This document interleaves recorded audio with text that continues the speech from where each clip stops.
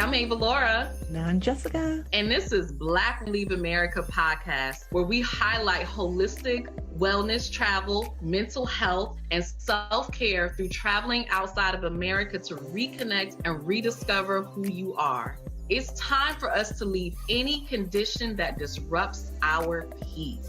Black Women Leave America opens your eyes and explores new ways of living, but more importantly, new ways of being. Because sometimes you have to leave in order to find yourself. Hello, everyone. Welcome. This is Black Women Leave America podcast, the live edition. I am your host, Ava Laura, and this is your other amazing host. My name is Jessica. Her name is Jessica. And today we're really excited. We are continuing our Coming From America episodes. We've been talking about this show, for the past, I done lost count, 7, 8, 9 weeks now. Yeah. Super excited for it too. Like, it's super dope. And I'm loving these interviews that we're doing with the amazing cast. So yeah, it's so amazing. I love it. And it's been really cool because we talked about the show and now we're interviewing the cast. And what I love about it is, traditionally we focus on women, because we're women. But I love that we've gotten a chance to really talk to families. And I think that was important for a lot of you all who do have families, right? Because a lot of times I think when you're a single woman, it's easy to say, well, of course, okay, I can solo travel. These are all the things that I can do. But what do I do when I have a family, right? When I'm married and I have children and all these things. And so we're really excited to have Ayo and Tony with us today, which we call the OGs of Coming From America, right? Because they've been in Ghana now, I think, for about 4 years. So if you have any questions about living in Ghana, moving to Ghana, about the show, go ahead on, put them in the chat. We will make sure that we ask them. I already have some questions from some of my audience, and we're going to welcome them on and get started. Yeah, so let's go ahead and play the intro and we'll welcome them in. I want to go back to the motherland. I want to go back home where I'm from. Dude, you from the Bronx. Tens of thousands of Black Americans are moving to Africa. Are you ready for Blackzit? Black people, do it. When I came to Ghana, I stopped being a Black man. I was just a man. As I announced it to people, everybody was like, oh, you're moving to Africa. They reacted like I was dying. Everybody's Black, everybody's rich. Real estate out here is amazing. Go back and trace your roots. Opportunities are everywhere to get it done. But you should know, if you don't have an open mind, this is not going to work.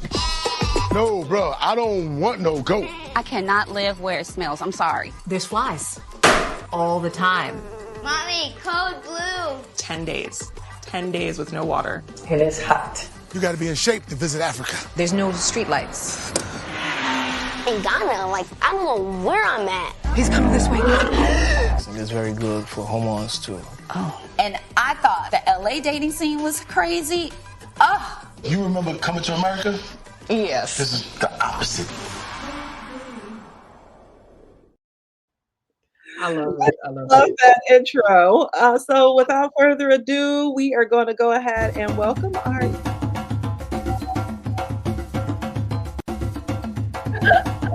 I was like, what is that? I was like, oh, that's welcome. Hey, how you doing?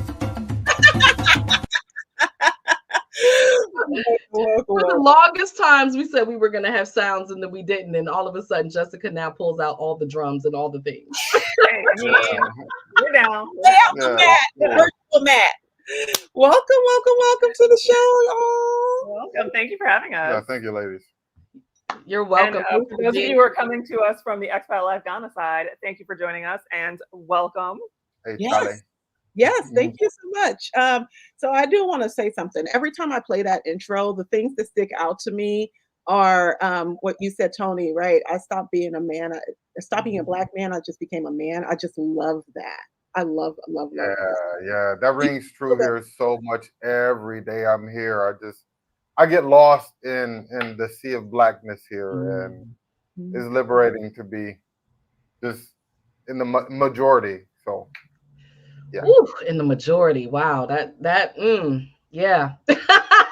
Especially what we're experiencing here now. We're not gonna get into all that. But it's a beautiful thing to be in the majority. Yeah, that it is. So I want to ask you all. So we got to know you through the show, right? And I know you have a whole audience here on YouTube that has known you probably prior to that. How did you all decide to come to Ghana, and how long ago was that for you? Because it was before this show started.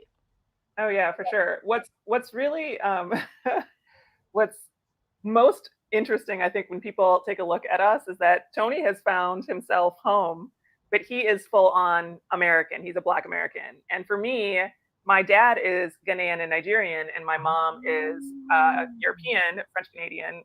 So this has always been a part of I'm African American. So this has always been part of my. Yeah, you were going to do this anyway. So like my first trip to the continent was when I was 1. And it's a different thing. So it's funny when we have this conversation and we talk about deciding to do this, that we are having 2 completely different journeys and different experiences. And I think it's always a good reminder that the Black experience is not monolithic, right? Yeah. Like there's not just one. We come to it with different backgrounds and opinions. And you never thought you would be living. Nope. I was sure at some point I would come and visit the continent, but live here, no. So Tony, where are you from originally? Milwaukee, Wisconsin, born and raised. My parents are both from Louisiana. Most of my family is in the country in the South. So, originally from Milwaukee. Yeah, that's a crazy place to be from. I was about to say, this is no. So okay. Yeah. If you don't know about the 53206, wow, it's a wild place to grow up as a Black man. So, I really appreciate living here. Yeah, that puts so much into context that we did not see on the show. It makes so much more sense now. So, how did you all meet? I found him in my shower. Oh, yeah. I was a homeless guy. I was squatting in this nice lady's house. No, Tony's a contractor, and I was walking through a house to decide if I wanted to rent it, and they were still doing renovations. And so I went into the bathroom, and he was standing in the shower, and I was like, "Oh, hey." He was dressed. He was fixing the shower. So you got a whole lot of you got to do it properly, right? No. Yeah. This was about to turn into a different show.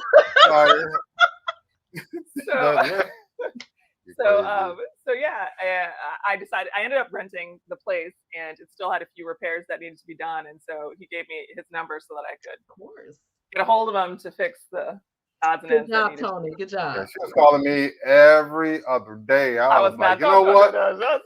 It'd be cheaper if I just moved in with you and you didn't have to call a handyman anymore. I can just be your handyman. And 30 years later. I love it. It's been 85 years. It's been, 107 years. A couple kids and a couple lifetimes. That it feels like, you know. It does. It does. I love it. No, I listen. I love Black love. I think that is so dope. So really, 2 different backgrounds. You all came together, and so when in your marriage, hold on, Lord, you're skipping over. Who asked who out first? Who asked who out? We still argue about this. You claim I winked at you. Okay. But I wink at everybody. I'm not going. Yeah. She winks at everybody, and because she does this, like she winks at everybody. She doesn't know she did, but now Luke is doing this, and she caught Luke doing it to a lady today. That she was like, "Oh, hey, how you doing?" They're shaking hands, and Luke winked at her, and I'm like, "That's your boy." Now you see what you passed down. Yeah. You'll end up married with some kids if you keep that wink. You gotta keep that. It works. But I don't even remember really. He came over a couple times to fix things, and we just had such great conversation that it just seemed natural. To like, hey, you want to go grab a bite to eat? I don't remember even who asked to. Yeah. But even now, we are 2 Different people. So different people. Completely. We are. You saying that from the show, which is why I wanted to know how it happened. Yeah. It's like, backgrounds are different, but similar. I mean, yeah. We always joke we could have run into each other. Yeah. When we were in our younger days. Like, maybe we did, but we wouldn't have noticed each other even if we did. We're just, I think growing up got us to the point where we would eventually meet, and that was the time we were supposed to meet. Because I'm convinced if I would have met her 5 years earlier, she wouldn't have went out with me at all, and I would have never. I would have been like, we would never have, like, honestly, I'm telling you, even after, like, even if we had gone to a step or two after the moment that we met, I don't know that we would have jived in the same way either. I think there was something about that moment, that time. Wow. Anyway. Then we moved to Texas for a while, for like 10, 15 years. No, like stop. No, we're not like 100 years old.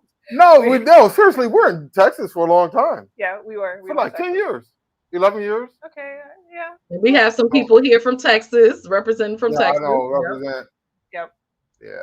And so for me, it was always like we take trips periodically to come back to the continent. Like that's just, like that is how I grew up.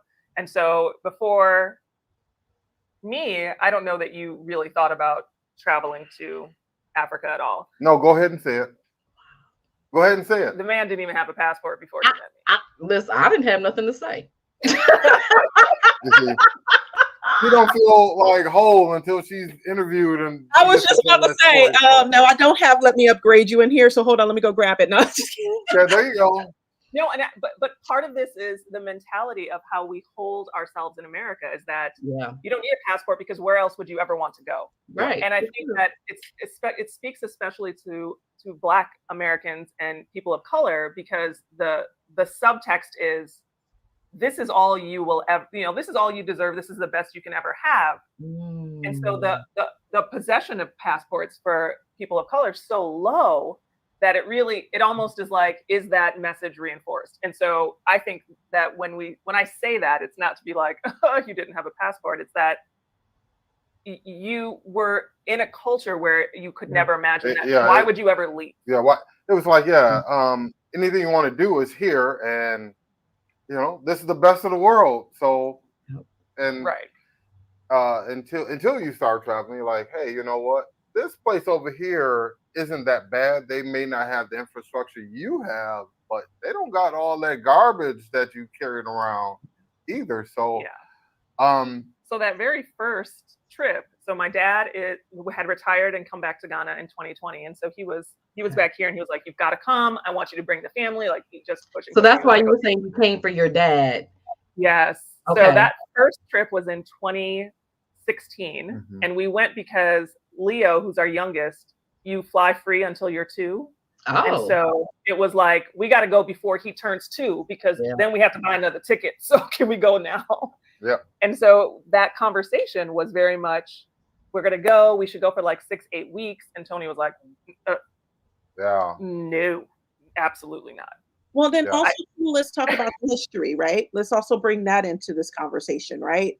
Historically, in Black communities, it was dangerous for Black people to travel outside of where they knew. And and the thing was, you're not accepted over there. You're not accepted here. You can't even go places here. Why would you? They're not going to let you in. That whole conversation always been said. Exactly. And a lot of it for me is, I like traveling where I feel comfortable, where I'm accepted.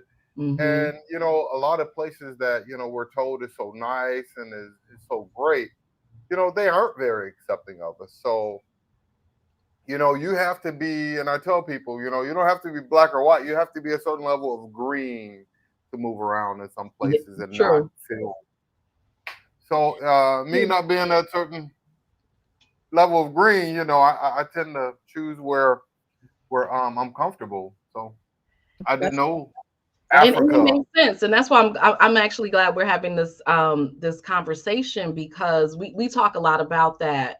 And America is like the greatest marketer, right? We're the Right. best. There is nowhere else to go. Selling the American dream that probably will never really existed for Black folks and definitely does not exist now.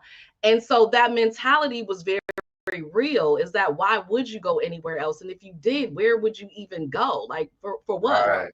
And so I love this shift that's happening, right? Like, we started this podcast before COVID, and it's gotten even bigger, of course, during COVID now, where so many Black Americans are like, I have options. Yeah. And that's the message. That's the takeaway. And and that's why it's so important to keep having these conversations, so that you realize that you do have options. And not only that you have options, but that any option that you explore is going to give you such a different perspective on life and let you walk in a different kind of way, in a different kind of body. And that's what goes back to that opening credit for Tony. Yeah.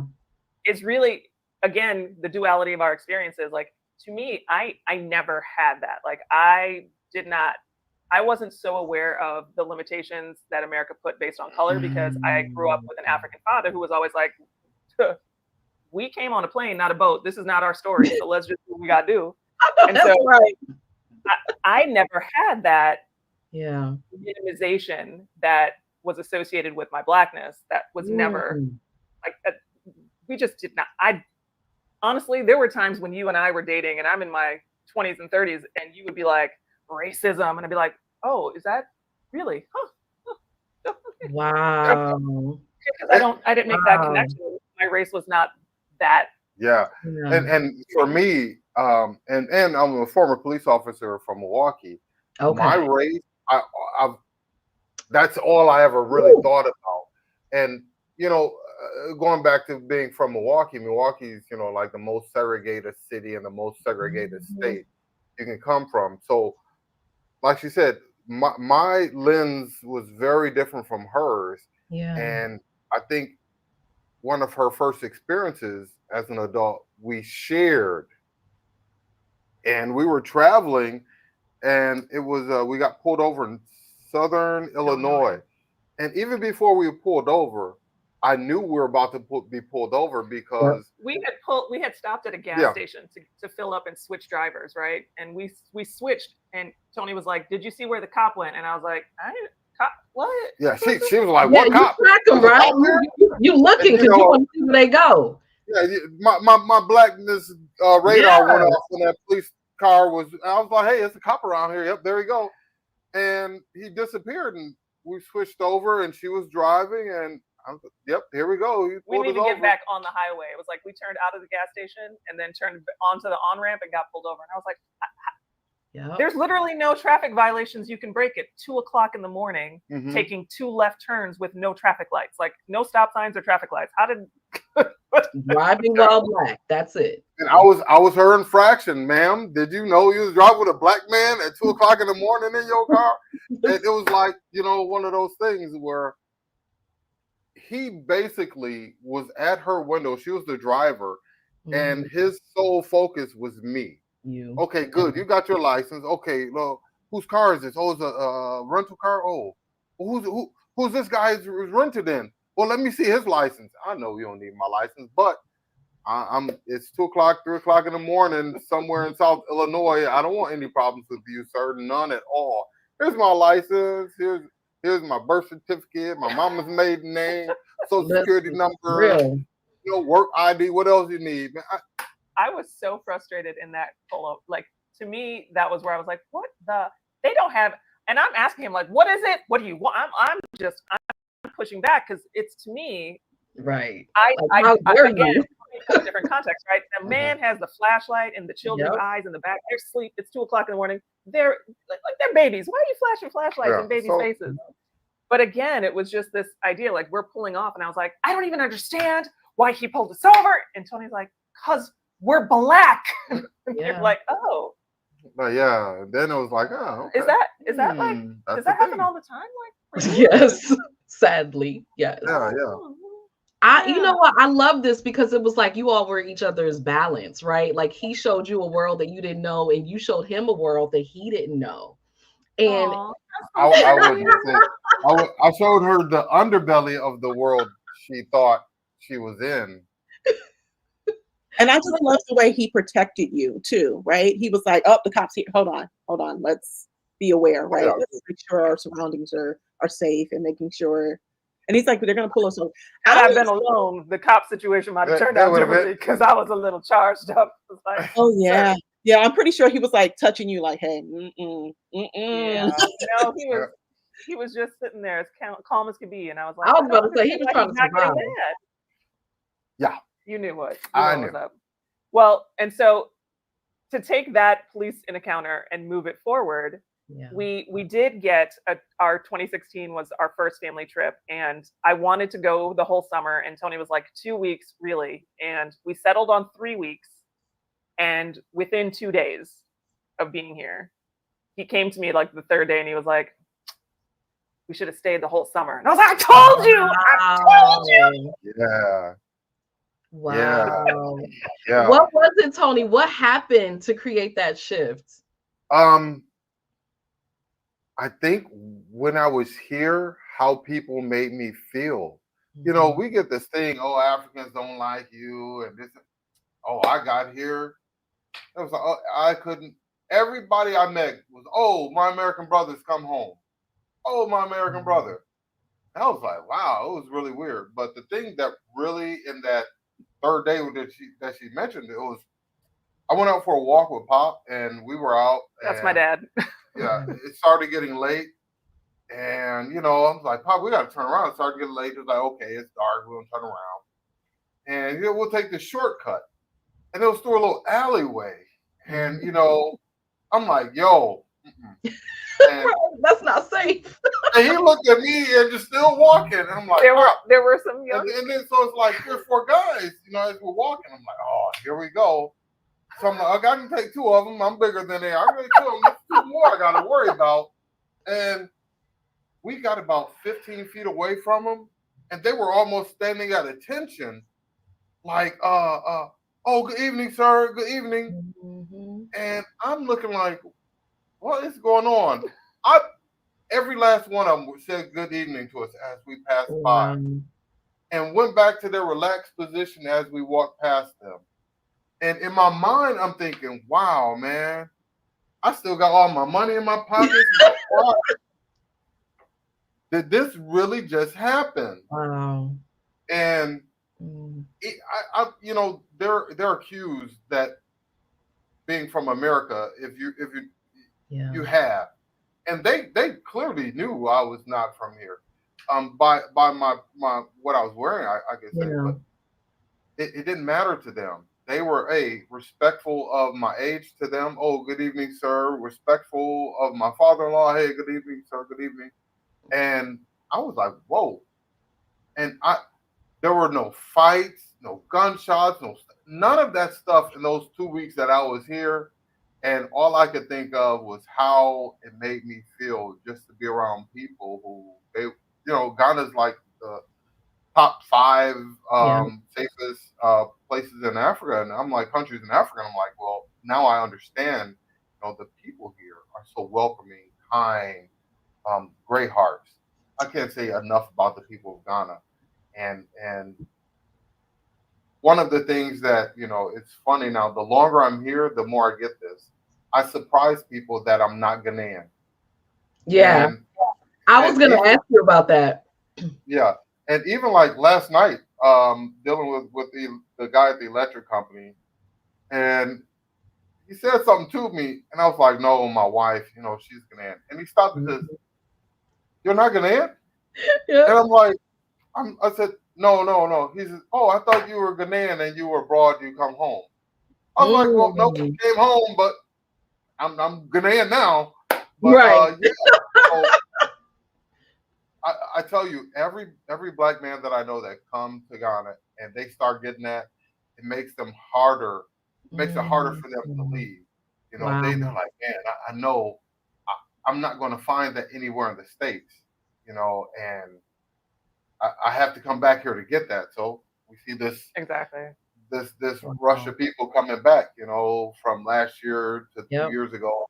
They're coming back, and they're like, only understand what you're going through, what you went Yeah. through, and yeah, that's what I need. So You know, yeah, I, that's why I'm here. I love these conversations because I so wish there was more of that portrayed in the show. They talked about it, but this is such a deeper context of really seeing like the full picture of things and understanding why it was so important for you to stay. Because when we watch the dilemma, like, should we stay or should we go? And we talked about that on our podcast and just how you all came to that conclusion. Like, how did that happen for you, Ayo? Because I thought what you said was real. Like, I have an aging mother, life is not promised. We don't know what's going to happen. So how did you all come to the conclusion that, this is the compromise and this is what we're going to do? Well, I'm gonna trailer what you've just said and say stay tuned for that answer, because I want to add one more piece of nugget in here. Is that Tony came back from 2016 and that was huge for him. We went again in 2019. And 2019 was the year of return, and that's where you really, like, he was like, I'm gonna go live like I'm living. So I'm he was living my out doing best all kinds of life. stuff. I was like, he was. And after that trip was kind of where we're like, okay, how do we make this work? And that's when we had the second police encounter that kind of defined this transition. And so I'm trying to piece together your story for you a little bit more, but it was actually the second one where the conversation really changed.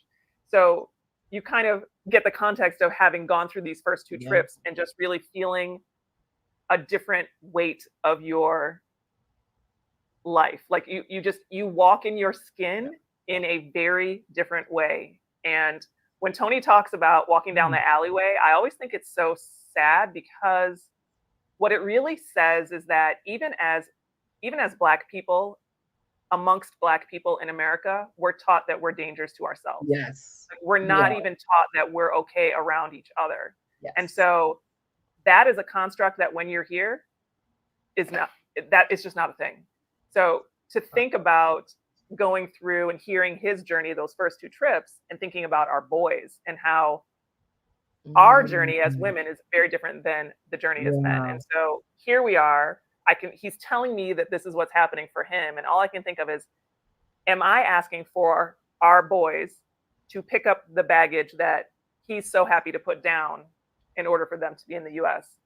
And then the second police encounter happens. So do you want to tell them what happened? That was very, very negative. She told you how nice the first one was. Yeah, well, you said that was nice.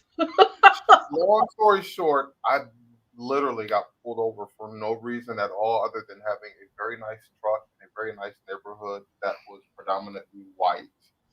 And it was a work truck, my company's truck. It's your work truck. For the company that he had. Yeah, for my company. Yeah. And I'm coming out of a nice neighborhood, and again, I'm very alert to the police being around me, very keen on my environment and surroundings. So I see a police car block ahead of me, parked, and I check my speed, check everything. I'm good. There's just one thing I can't check, and that's what he pulled me over for, and that was, my Blackness. And he wouldn't give me a reason for pulling me over. All he wanted to see was my ID, and I didn't want to give it to him because he wouldn't give me a reason why I pulled over. My lights are good. I know everything on my truck is good coming out of that neighborhood. Nope, can't have it until you tell me why you pulled me over. And I ended up in the back of his car. Ooh. And handcuffed in the back of his car.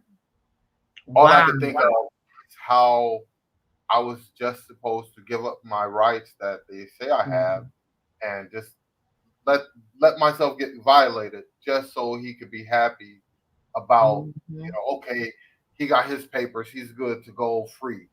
And that's kind of how it felt. And, that changed me because at that moment, when the guy took off the handcuffs, if you would have told me it was a plane ticket waiting for me at the airport, I would have went straight to the airport, called my wife, and like, I'll be in Ghana whenever you get here. We'll be waiting on you. He was very, like, this was an event where we went to the police station, we filed a report. Like, it was literally one of those escalation scenes. And that night when you came home, you were so upset about the whole thing.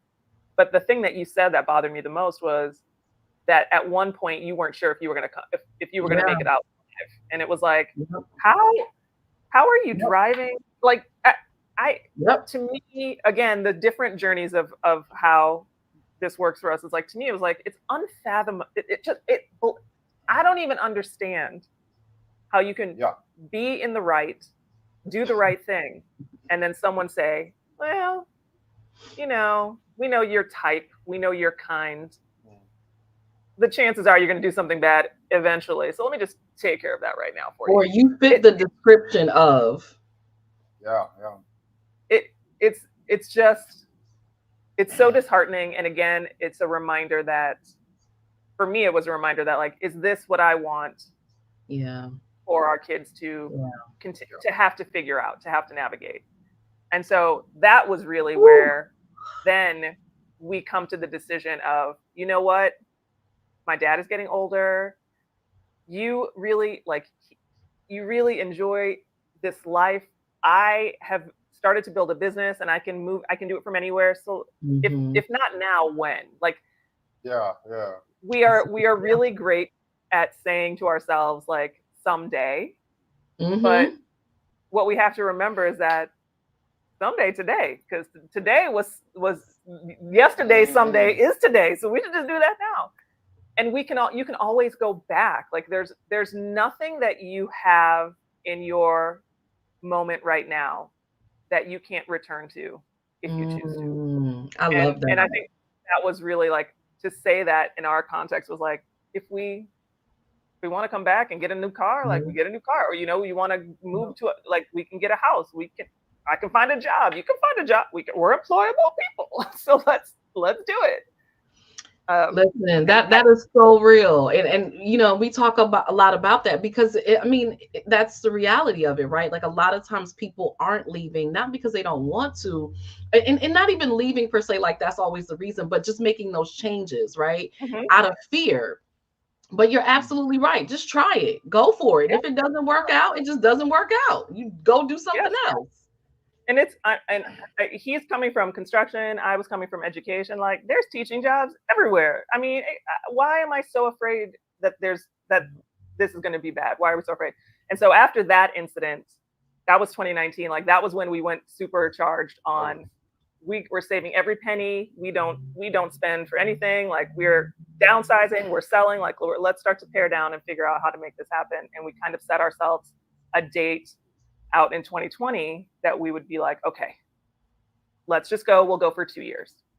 Okay. So that was 2 years. The kids were at that age where it was like, one was going to be in middle school, and nobody likes middle school, right? So it's like, if you miss middle school, it'll be okay. Right. The other one hadn't started school, so it was like, he doesn't know what he's missing, so we'll just, like, leapfrog you, and then you all can come back and just go back to your lives. So we agreed on 2 years, and then we came 4 years later. We sold everything. We sold the cars. We have one storage unit in the States, and that's, I think, mostly like pictures and, you know, things you can't get rid of. Like, I don't want to take this, don't know what to do. Yeah. So, and we moved with 8 suitcases, 2 suitcases per person and a backpack apiece. And that was in 2020 when the borders opened. Yep. I love it.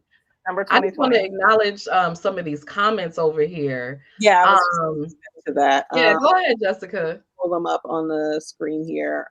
So we see you guys from Dallas and Texas. Yeah, Wendell, hey, how you doing? Yeah, there's some further down. Forward to this. Tracy, hey Tracy, how you doing? Hi Tracy. Letitia, hey Letitia, when you coming back? Texas is representing, okay? Yeah, Texas is home. Say yes, indeed. Go where you're celebrated, tolerated. She took a tour with us last year. She's like family now. My cousin in Corpus Christi. Yeah, I really wanted to go to. Wendell had a comment in Albert. Had a really, really powerful comment as well. Yeah, Albert down at the bottom. Yeah, we're Africans being Africans, no matter who you are. Africans being Africans. Yeah, this is the one. when they talk about, African Americans having PTSD, I mean, like it's really real. It's ingrained in us at this point. We really are traumatized from living in this country. And when people try to say, slavery is over and racism isn't real, but we're still feeling the effects. And so I really love this comment because he's like, yeah, I'm here and I still have to remind myself. You know what I mean? It's okay. I'm safe. It's not, it's different here. I'll tell you, the first time I heard a gunshot here at a funeral for a chief. Oh. And wow. because I'm conditioned, I hear a gunshot. Yeah. I stop, drop, work, okay. Yeah. It's coming my way. Should I be worried? So I didn't know. And I get out of my car and you hear pow, pow. Some guys with a shotgun. There's like 5 guys with shotguns. They're shooting blanks. They're blanks. And they're just running, pow, pow. And I'm like freaking out. The ceremonial blanks. And like nobody else. Not a thing. Right, they're good. But me, I'm like, mm-mm. Yeah. So, okay, this was on a Friday night. Now, come Saturday, this is all you hear Friday night. Come Saturday, same thing. Saturday evening, I'm now to the point where they start shooting. I'm not freaking out. Right. Okay, I think everything is over. Okay, they're done. It's over. Nope.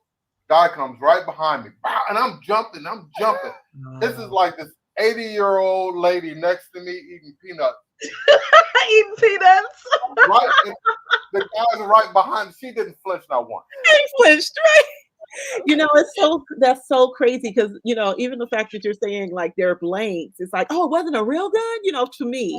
Because in America, Independence Day, every 4th of July, it's like, get on the floor, lay on the floor. It's that conversation, right? And so when you talk about PTSD or post traumatic stress disorder, yes, I have that. Yes, I do.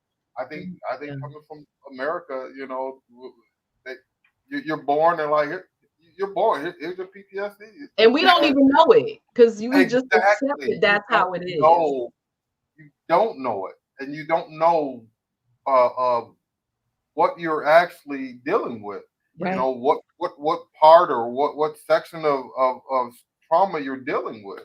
Right. And the greatest thing that happened to me in my life was I went to therapy. Learned a lot about myself. And so now it's like, oh, I'm good. No. Not fooling me with this. No. Right. Hey, I don't need this kind of to keep moving on with my life. So I think, dealing with the police here, and when people, as soon as they see you're African American, Black American, and you have a little anxiety with them. Oh no, please, no, please. Oh no, go. True. They don't want. They're keen on knowing. Hey, we know y'all got problems, but we don't want to add to that. And, we don't got the problems here. Yeah, they're like, hey, no, y'all come on, have fun, just be good. We got y'all back. Don't have no problems. I love Ghana police because they're catching on to more of our coming to get away from bad police interactions. And they're like, we don't want you to come here and have a bad police interaction with us. So it's very welcoming country. I don't get paid to say that. We welcome it, Ghana government. I know, y'all do some, but we need to know where the safe havens are. Okay. Ghana, come to Ghana. Ghana is the gateway to Africa, and it has a little bit of everything here, and it has a lot of welcoming people. So, if you want to try, I want to go to the continent. Let Ghana be your first step, and that way, you can say, okay, I want to see more of this, or see more of that. Where can I go? And then, you can do that. But I tell you, if you don't know about Ghana, he could go on forever about it. He could literally go on forever about it. As far as they need to hire you, okay? Right. Brand ambassador. Yeah. But that's as far as safety, I bring people here, and I tell guys, hey, come on, let's come roll with me. And you probably saw in the show where I'm out and that I take people out. I'm like, no, look, this is how you can roll here. Yeah. And you can go here. What do you want to do? Let's go there. and nobody's going to bother you. Oh, sorry, brother, what are you drinking? Okay. Very, very welcoming. So what you saw on the show. Uh-oh. Did the sound go out? Yeah, I was like, wait, your sound went out on We you. can't hear you. Yeah, battery. So while they're getting that together, which is fine. Yeah. We got some more comments over here. Yeah, we have some more comments here. We still can't hear you all. Yeah, so in Ghana, we are not people of color. We are Africans being African. I love it. Can you hear us okay? Yeah, now now we can hear you. Letitia's comment. Oh, yes. Hello. Thank you. Yeah. And so now you can see, like, this for Tony, especially this journey, right? To have gone from a very American upbringing, very Black American lifestyle through to this journey into the bush and wilds of Africa, and coming out on the other side and realizing that that is the place where he can live that dream that he's been chasing in the US for so long. So when we had that conversation on the show, that conversation was like a 2-hour film. It literally is a conversation that not only have we had how many times leading up to that, but I've had so many times out of that, because I acknowledge that this is his experience, right? But I also acknowledge that my dad left Ghana to go to America for opportunity. And so it's so there's a dichotomy here to think of Tony having to leave America for Ghana for freedom. And then now, how do you balance opportunity and freedom and provide that to your children? How do you get both without having, I just feel like for me, I feel like I have to honor the journey my father took and the journey that he's taking, to give both of those to the children in a way that makes the most sense. So that's where we have this battle and struggle the most. Yeah, that makes sense. I mean, one of the things that we've heard a lot, and I've experienced this myself, is that as an African American leaving America and going abroad anywhere, really, we carry with us our American privilege. And so we actually tend to have more opportunities outside of America than we do in our own country. And it was probably the same for your father as well, that he had less opportunities in Ghana and actually had more when he went to America outside of his own country. Yeah. He went to the US to go to school. He went to college. He became a doctor. He practiced. And every year, without fail, every year, he would say, "This is my last year. I'm going to retire and go back home this year." And we'd be like, "Okay, Dad, we got you." And then one year he said it and we were all like, whatever. And it was like 3 months later, he sold all his stuff. And he's like, "Okay, so I told you I'm going home. So I'm leaving in a week, and you can come visit me. And okay, bye." And we were like, "Wait, what?" Wow. You're kidding. But it literally was that thing that always called for him, was that even though he was able to build his life and have a family and build a practice and enjoy the opportunities of America, that was always shrouded by the Blackness that he was so proud of. Like, we lived in the suburbs when I got older, and he got pulled over in our own driveway. And they pulled my white mother to the side and asked her if she was okay. Like, we had just come from a dinner. It was an award event. We had just come from a dinner event. We were wearing like cocktail dresses. Okay.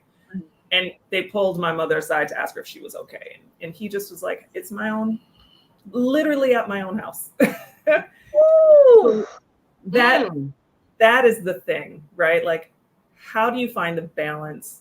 Yeah. How do you accept the fact that no matter how many times people tell you that there's no racism in America and that everybody's equal and whatever you're feeling inside is not a thing, you cannot balance it with the feeling that you have inside when you leave.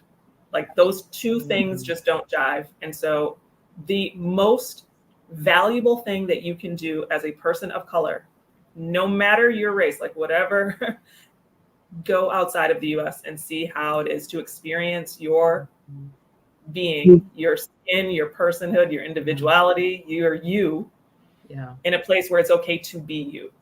Yep. Yeah. Ooh.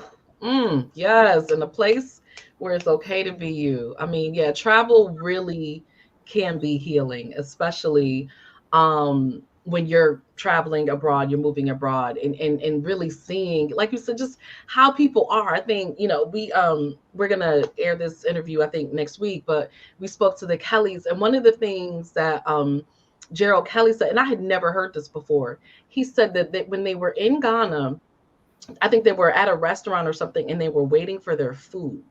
And it was taking a long time. And there were some people there, and they just said, "Oh, here, come, eat with us." And they just shared their food while they were waiting for their food to come. And I was like, that would never happen here.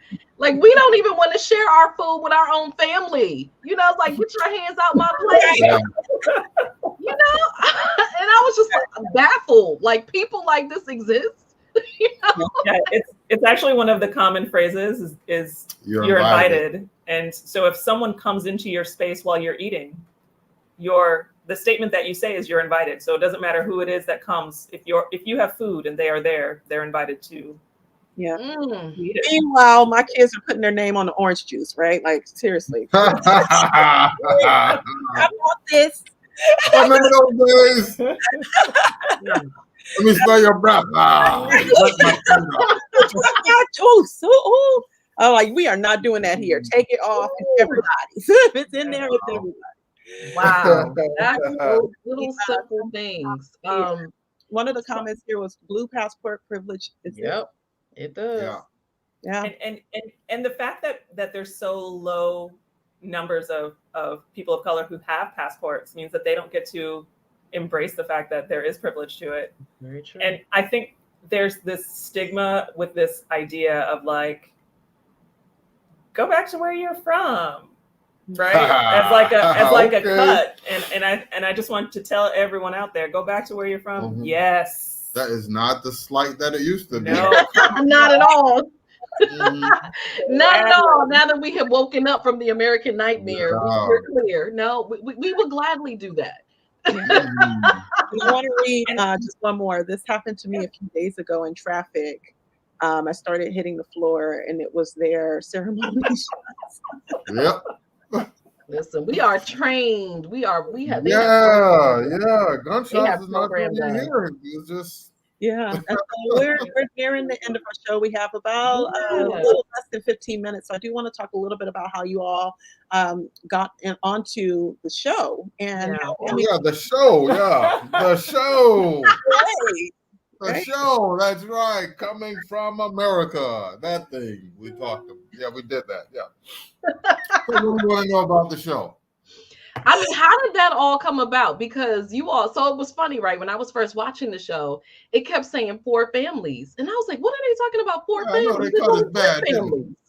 I was like, what 4 families? Can they not count? And then when they showed you all, I thought that they were just showing you from the perspective that you were giving advice about Ghana, not that you were actually the 4th family because you were already there. So how did that come about since you all were already there? You're the OGs, you had already been there for a while. How did you get involved with the show? The irony is that when you played that opening, the cold opening for the show, there's the scene where Tony and I are up close. I'm wearing a pink head wrap. We're talking. Yes. That's in our Houston house. The first contact that we had, we were actually in Houston still. And we had just started our YouTube channel. We were talking about how we were getting ready to move. And then that's where the first touch of possibilities started. And they had this conversation. And the person who, I think it was a casting person, had reached out like, can we talk? And Tony and I are like, sure, whatever. Do you mind if we record you?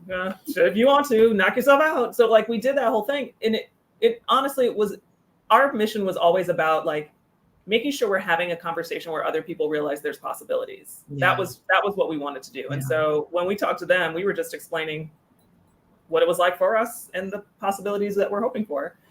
And I think as they started to build that out, they were finding other families, and we went. So the families that they found were those that were kind of pre-go. We had already gone. But yeah, still, I felt they spent weeks with us filming. They have a lot of our story in the can, and we ended up. Maybe they got something planned for season 2 we don't know editing.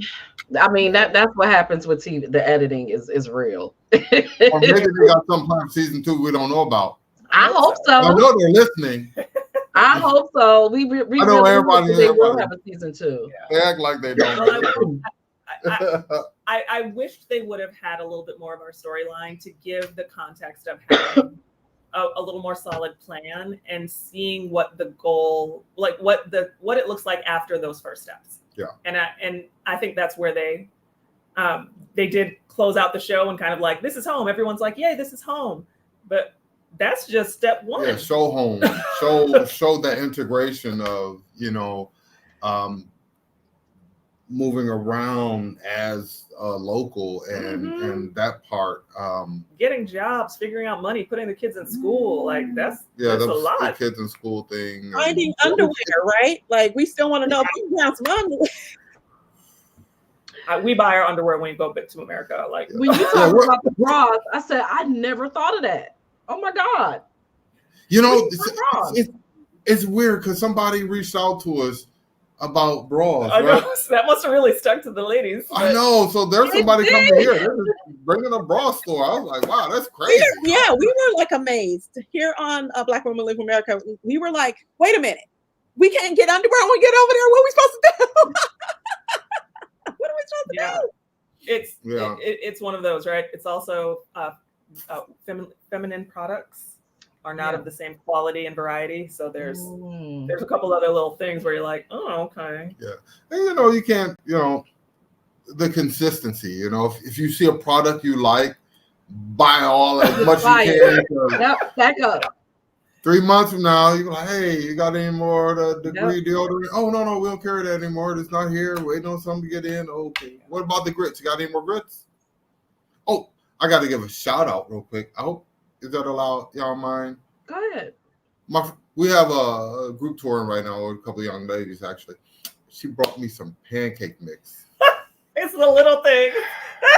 We heard about that they didn't have pancakes, like what we consider pancakes. Right, they have the Ghanaian style pancakes, are real thin, like a you can make it from scratch. But it's so much easier to just pour water in the bowl and mix it. But yeah, so Leah, thank you for the pancake mix. Did you? It's things like that where okay, now that I mentioned pancake mix, everybody's going to be like in 3 weeks, all the American stores here are just going to be flooded with pancake mix. But what's interesting, in spite of all of that, right? And then you all talk about like the power challenges, the water challenges. You will still stay in spite of all of those things. Yeah, I'll give you. We lost power at the lodge. We lost power at the lodge Saturday morning. Didn't get it back on until yesterday afternoon. Ooh. No, Tuesday afternoon. That hurts. So when I tell you, did you see your face? Did you see your face? That hurts. The only issue was we had people coming in, and I was like, I was frantic because we gotta have this power on at the house, but they're upgrading their system, going through some changes, so we had to deal with it. But my thing was like, oh well, ain't no power. Go hang out in the hammock, beer down the road. Yeah. But here's the thing: is that when people say that, and I saw someone in the comment who was like, "There's no way I would leave America for Ghana." Yeah, I saw that. You are trying to equivocate different things, right? You're saying the U.S. you never lose your power, so why would you ever want to leave? And it's like, no, you lose your power, you just lose it in a different kind of way. And is that how you want it to? Flint, Michigan still has really, really bad water. You can't drink that water. Flint, Michigan still 5, 6, 7 years later. Oh, it's like 10, isn't it? So it's just infrastructure isn't the same. And if you've never been to like like one of the little country towns in Alabama, Mississippi, that's Ghana. That's Ghana. They'll have like Kentucky's really poor, but the Derby's there and everything around the Derby and around like what's the city? Yeah, it's like all built up. And then it's wherever the Derby is, the city around the Derby is really built up and really nice. But every place else, the infrastructure is kind of like shady, kind of poor. Yep. That's Ghana. They got spots of nice places and things, but it's still a developing country. And so people try to compare the two, and I'm like, no, you can't do that because all they show you here is the negative things of Africa, of Ghana. And all the people here say the great things. And so when I tell them, oh no, power's out over there, and they're like, why is the power out? Well, they had a storm come through, people aren't gonna have power for a while, or whatever it is, people don't see the other side of America. They just see the glitz and glamour. But there's dysfunction in the States as well. And to say otherwise is just like when people make comments like that to me, you're just very unaware. What are you comparing it Right. the States to? Where have you been that you have something to compare? But then there's this other piece of it too, and especially for women, because as Black women, we have like 7 jobs, right? We got the job we get paid for. We got the side hustle we need to get the money for the job that we get paid for. Then we're taking care of ourselves, which is a whole nother job. Now we got to take care of the household, the husband, and the kids. Am I at 7 yet? It feels like maybe 12.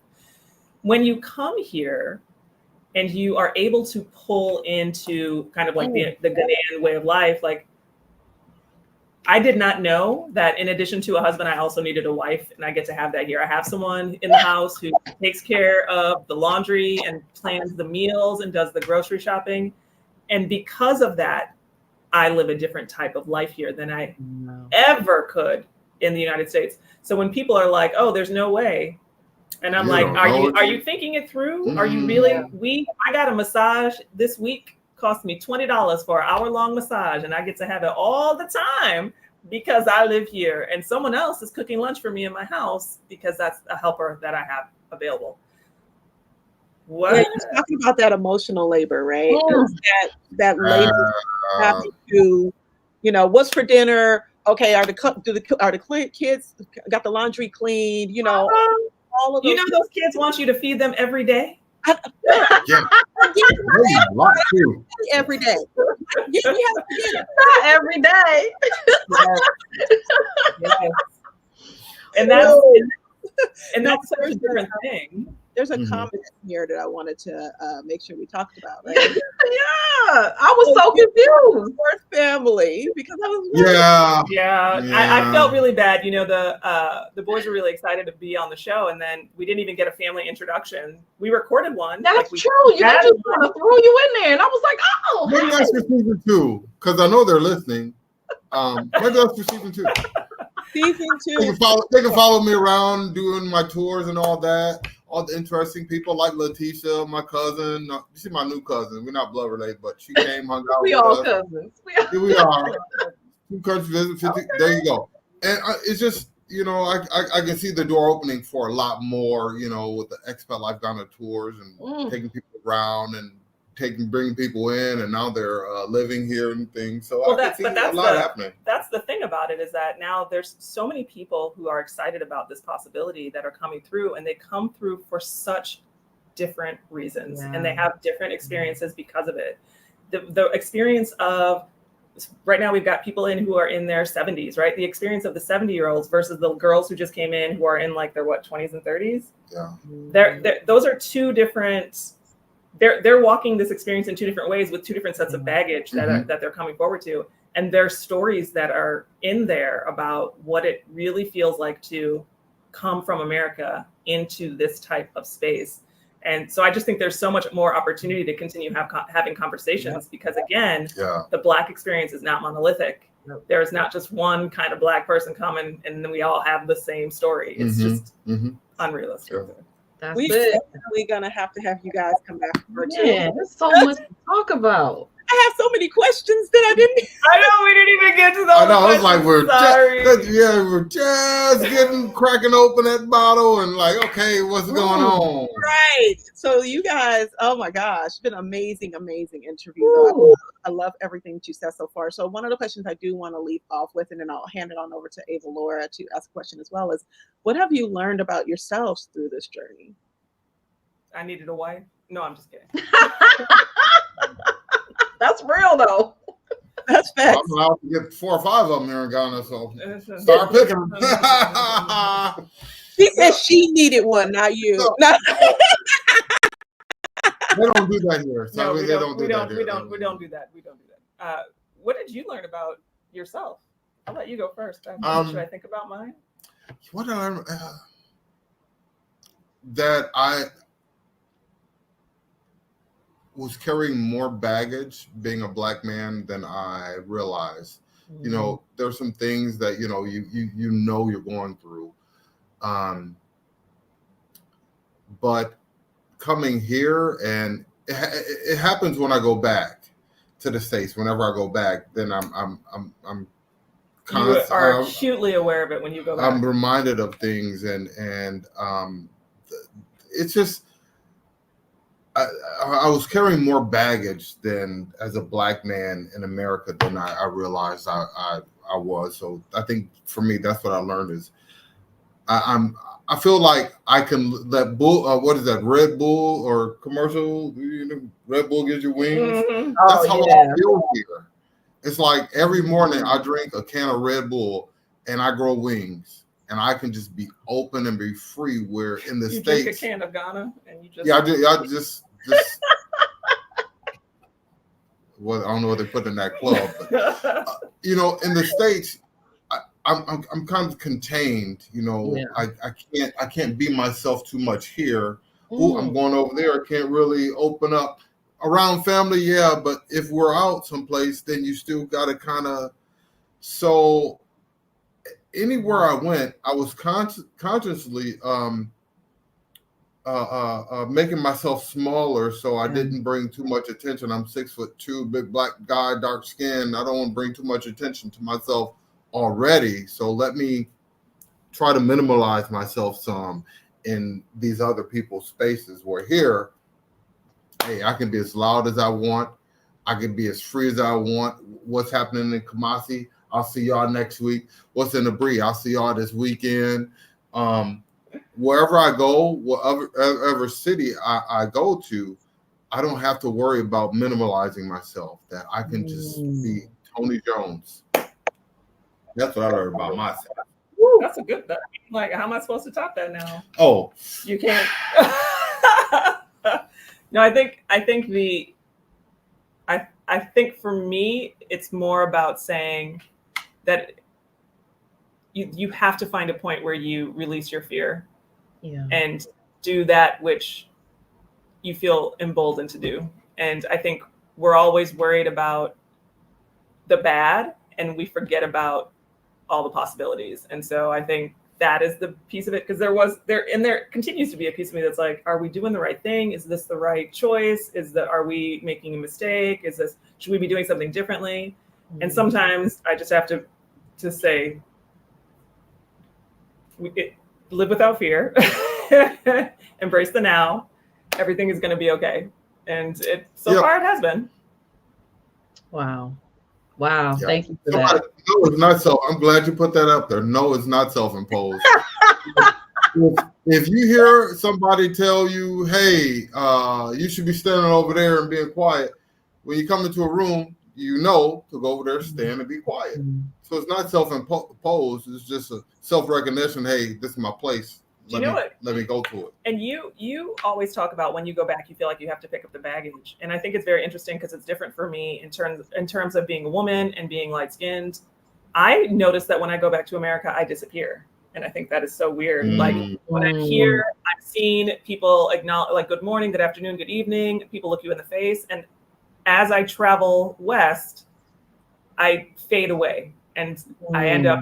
Wow. So I'm leaving to go do some work in the U.S. And that's the part I'm not looking forward to, is that people stop looking me in the face and they don't speak to me, and it almost is so slight that I think we don't even acknowledge that it's happening, right? Like we're just like, oh yeah, they're busy, or like, maybe they're we're so used to it. Yeah. But being here and I'm not. And so when I go back to America, I have to get used to this thing that, like, I'm not even seen now. I have to accept invisibility. I have to accept being so insignificant that people can't be bothered to acknowledge I'm standing That's here. That's crazy, because I go to being the elephant in the room. They're like, I know there's an elephant over there, huh? Yeah, no, it's definitely the other way. Talking about that Black lady. There was a Black lady over there. All I saw was the elephant. That's how we are. Different experience. Yeah. Yeah, I notice it, and it's very interesting because I noticed it right from the airport. Like as soon as I get off that first plane and I'm Out the walking gate. through JFK, I love that there's still a mix of diverse races, but and so that idea that is this self-imposed? Are you just seeing what's not there? The answer is that you're not seeing what is there because you haven't had the experience of going outside and seeing what life is like in a different set of possibilities. And yes, it can be Ghana. It can be, you want to go to South Africa, you want to go to South America, wherever it is that you want to go. Those experiences give you a different perspective altogether and help you to realize that the American existence for people of color is not about equality and it's not about acceptance. And any way that you can to find a piece of that will change you. It can't help but to change you. When you get to be seen and you get to be yourself and you get to walk in peace in your own skin, you go back to America and you wonder if this is all that there was ever meant to be and why it is that they sell you the story so strongly. I'm gonna say, how to say your name, Ayo, right? Yes. Okay. Okay, girl, I need you to start a whole new channel, and all I want on that channel is your motivational spot. I just want you to motivationally talk me into leaving. Okay, all right, I'm gonna go watch your channel again so I can get up and go. You have said so many like tweetable. Well, we're not on Twitter no more. You have said so many great quotes that I'm just like, oh my gosh, oh my god. Real. I mean, for those of you all watching, please go back through and watch. You did. I mean, when you said, you know, like we might have, you know, power, lights and stuff, but we lose our power. I was done. Like, where I'm like, interview over. Next. You almost wouldn't know that I speak publicly as my brother. I wish I had snaps. I don't have any snaps. Public speaker here. I do speak and train publicly. That is how I make my money. Clearly, yes. That is very evident. About the third sentence you said, I was like, oh, she's speaking. Got it. Okay. I work with speakers, so I caught you. I mean, this has been an amazing discussion. And this is why we never have a topic, because we never know where the conversation is going to go. We just trust that it's going to go where it needs to go. And I think this is going to be so healing and transformative for everybody watching, because these are things that, you know, there might be an urge to say, oh, you know, I'm not really happy. I work with people who are not happy, who are not fulfilled, and we're exploring that. And, you know, really, what is their purpose and their passion, and what is it they really want to do, and how they can really be authentic. And I don't think a lot of people realize how just their environment, right, suppresses them and shrinks them. And so to hear this perspective and to see that, you know, sometimes it really isn't just me, but it's really where I am. And if I leave this environment, it's easier. You still got to do the work, right? Because Tony said, I was in therapy. You still have to do the work, but healing is more possible, you know, when I move to a different environment. Yeah.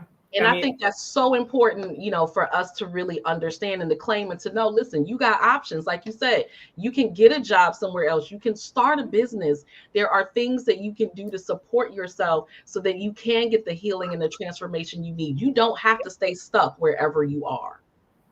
Well, and the fact that you can even see there's so much weight to it that is unsaid. Yeah. And so sometimes the journey itself gives you the perspective that you need to come back and see what is good for you, what is not good for you, where is the direction that you really want to take yourself. That American dream keeps us in this rat race of consume and expand and in such a way that you're doing it almost like to what end? To what end? And hustling backwards, as I say. So the journey itself, even if you don't know where the clarity is or the direction is, or if you're not sure if it's real, right? There is no harm in having the experience and then seeing where you stand afterwards. And I think that's just where we approach this is always about, listen, we started this tourism company. It was an accident. We just wanted to share this experience with other people. And now that we're doing it, Tony's at the helm here, bringing people in so that they can have this transformation that he's had, and then go back to their homes and think and reflect about where they want their life to lead them now. So again, and I'm going to say it as many times as humanly possible, if you are a person of color in America, I need you to save your pennies, get on a payment plan, do whatever it is that you need to do. You must experience what it is like to be in a space where it's okay to be you. And yes, we would love you to come to Ghana. Come join us for a tour. Bring your church group, bring your sorority, fraternity, bring your family, extended family, so that everyone has an opportunity to experience what it is like to live your own best life in your own skin with self-love. It changes everything. So we would love it to be with us, expatlifeghana.com. But if not, please take the step, have the journey, and share your experiences with others so that we can ignite this idea that it's okay to be you and you do have options. Yeah. I think that is woo, that's a great note. Listen, this chat has been on fire. Okay. They absolutely, people can relate, lots of stories here. Keep them coming. We'll definitely monitor the chat even after, especially for the replay viewers. This has been a really rich conversation. Obviously, is one that needs to be had over and over and over again. I don't think that we can talk about this enough. And I just want to say thank you all for watching. Please go ahead and subscribe to our channel, Black Women Leave America. Please continue the discussion. Please continue to support us and support conversations like this. We started and subscribe to Expat Life Ghana's YouTube channel as well. Don't forget about Expat Life Ghana. They got you. We started this channel because we wanted to tell Black women's stories.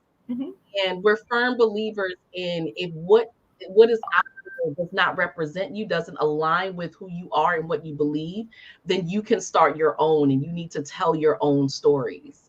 And that's why we started this channel. And so this just shows we need to continue to tell our stories, because we're not monolithic, like you said. And there's so much depth and so much richness, and that's one of the reasons we love coming from America. And we hope there is a season 2, because we need to continue to tell our stories. We're here on YouTube, but we need to tell them on major networks, right? Yeah, so absolutely. We need to keep that coming. So we agree with you 100%. Let's keep it coming. Yes, let's keep it coming. Like, this is not the end. Like, don't just do a one and done, right? Where you say, oh, well, we did our quota, now we can move on. No, we need to keep it coming.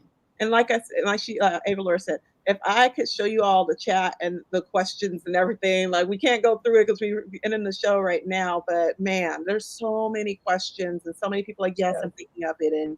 And what do I do? And how are the schools and all that good stuff? So I'd love to have you back for. We'll have to do it again. Yeah. We'll have to do it again. Absolutely. So thank you so much for joining us. You both of you. Appreciate being on your show, and thanks for the invite. Yes. Absolutely. Thank you all for watching. And like Ava Laura said, make sure you subscribe to both channels. We'll make sure we link to your channel down in the description down below. So if you're catching this on the replay, please let us know your thoughts. Make sure you leave us a comment. What was your takeaway? Because this interview we got deep, okay?